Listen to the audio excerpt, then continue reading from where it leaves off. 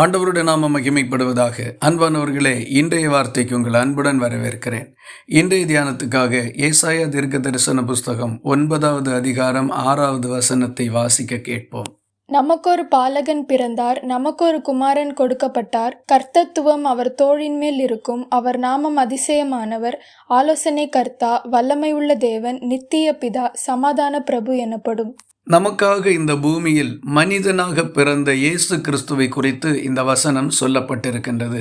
அவர் மேல் ஆளுகை உண்டாயிருக்கின்றது. அவர் 5 விதமான ஆசீர்வாதங்களுக்கு காரணராக இருக்கின்றார்.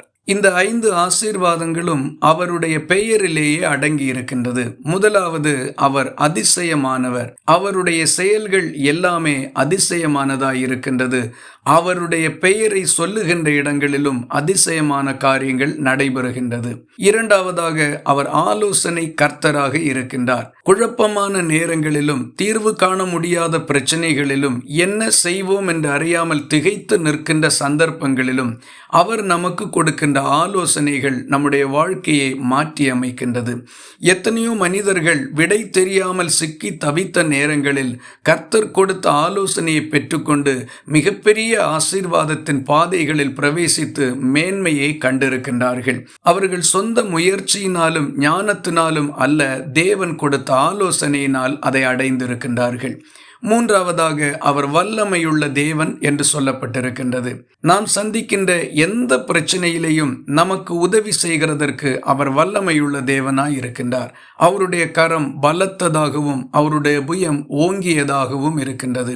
அவர் வானத்திலும் பூமியிலும் சகல அதிகாரமும் உள்ளவராக இருக்கின்றார். ஆகவே நாம் சந்திக்கின்ற எவ்வளவு பெரிய சவாலான காரியத்தையும் நமக்காக மிக லகுவாக செய்து முடிக்கிறவர் அவர். நான்காவதாக, அவர் நித்திய பிதா என்று குறிப்பிடப்பட்டிருக்கின்றது. இயேசு கிறிஸ்து சொன்னார், நான் அல்பாவும் ஒமேகாவும் ஆதியும் அந்தமுமாய் முந்தினவரும் பிந்தினவருமாய் இருக்கிறேன் என்று. ஆம், நம்முடைய கர்த்தர் இயேசு கிறிஸ்து இந்த பூமியிலே மனிதனாக வெளிப்பட்ட போது மனுக்குலத்திற்கு காணக்கூடியவராக இருந்தார். அதற்கு முன்னதாக காணக்கூடாத தேவனோடு அவருடைய குமாரனாக இருந்தார். ஆகவே அவர் நித்தியமானவராக இருக்கின்றார். அவருடைய பிள்ளைகளாக அவரை ஆராதித்து அவரை பின்பற்றி வருகின்ற ஒவ்வொருவருக்கும் இந்த நித்தியத்தின் ஆசீர்வாதங்கள் சொந்தமானதாக இருக்கின்றது. நாம் இந்த பூமியில் அந்நியரும் பரதேசிகளும் அல்ல, அவருடைய சொந்த ஜனங்களாக இருக்கின்றோம். அனாதைகள் அல்ல, நித்திய பிதாவின் பிள்ளைகளாக இருக்கின்றோம். இறுதியாக அவருடைய பெயர் சமாதான பிரபு என்னப்பட்டிருக்கின்றது. ஆம், ஆண்டவர் இயேசு கிறிஸ்து சமாதானத்தை கொடுக்கின்றவர். பாவம் செய்தது நிமித்தம் தேவனுக்கு பகைஞர்களாயிருந்த மனிதர்களை இயேசு கிறிஸ்து தேவனோடு சமாதானம் பண்ணி வைத்து அவருடைய பிள்ளைகளாக மாற்றிவிட்டார். நம்முடைய வாழ்க்கையின் பிரச்சனைகளும் குழப்பங்களும் நம்மை நெருக்கின்ற போது இருதயத்திலும் மனதிலும் எல்லா புத்திக்கும் மேலான தேவ சமாதானத்தை தந்து நம்மை மன நிறைவோடும் நிம்மதியோடும் வாழ பண்ணுகிறவர். இந்த உலக வாழ்க்கைக்கு நமக்கு வேண்டிய எல்லாமே இந்த ஆண்டவர் இயேசு கிறிஸ்துவனுடைய நாமத்தின் ஆசீர்வாதங்களில் அடங்கி இருக்கின்றது. இந்த இயேசுவை பின்பற்றி செல்லுவோம், அவரை ஏற்றுக்கொள்வோம், ஆசீர்வதிக்கப்பட்ட வாழ்க்கை வாழ்வோம்.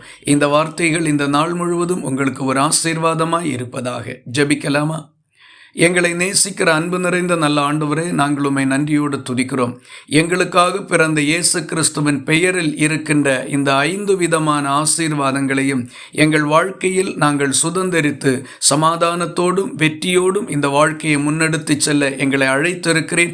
அதன் மேன்மையை அனுபவிக்க உதவி செய்தருளும். ஜெபத்தை கேட்டதற்காக ஸ்தோத்திரம். இயேசு கிறிஸ்து மூலம் வேண்டிக் கொள்கிறோம் எங்கள் அன்புள்ள நல்ல பிதாவே. ஆமேன். கர்த்தர் தாமே உங்களை ஆசீர்வதிப்பாராக.